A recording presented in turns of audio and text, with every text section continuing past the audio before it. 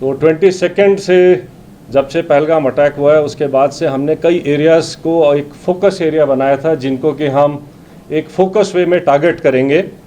और जैसे हमें इंटेलिजेंस इनपुट्स आ रहे थे कि जो टेररिस्ट ग्रुप्स हैं वो अब बर्फ़ पिघलने के बाद जंगलों में हायर रीचेस में चले गए हैं, और इसको ध्यान में रखते हुए जो हायर रीचेस हैं, जो ऊंचे पहाड़ों में जो जंगल्स हैं, वहाँ पर हमारी डोमिनेशन पार्टीज़ कंटिन्यूसली डिप्लॉयड थी।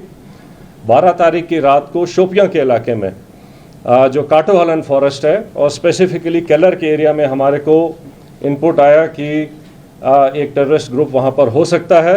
तो जो पार्टीज़ वहाँ पर डोमिनेशन के लिए पहले से ही डिप्लॉयड थी काफ़ी टाइम से, उन्होंने अपने आप को रिलोकेट किया, उस जगह के ऊपर फोकस होके क्लोज इन हुए।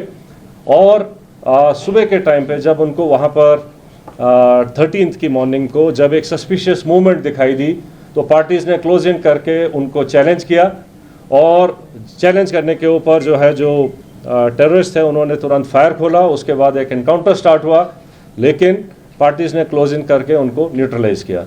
तो ये जो ऑपरेशन था ये हायर रीचेस में काफ़ी ऊंचाई के इलाके के ऊपर हुआ और काफ़ी डिफ़िकल्ट एरिया था जहाँ पर इस किस्म के ऑपरेशन को अंजाम दिया गया।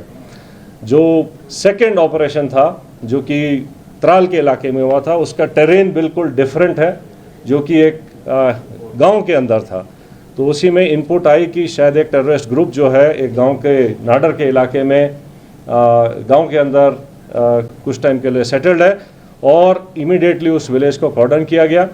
जब कॉर्डन लग रहा था तो ये टेररिस्ट जो है उन्होंने अलग अलग घर के अंदर पोजीशन ले ली और फायर करने की कोशिश की, रादर फायर किया। और उस टाइम पे हमारा चैलेंज था कि जो सिविलियंस हैं, जो इनोसेंट, जो वहाँ पर बच्चे, फैमिलीज़, बुज़ुर्ग हैं, उनको वहाँ से निकाला जाए। तो पहले उनको सेफली उस जगह से निकाला गया और उसके बाद सिस्टमेटिकली तरीके से सर्च करी गई एक एक घर को, और एक एक करके अलग अलग जगह के ऊपर इन 3 टेररिस्ट को न्यूट्रलाइज किया गया।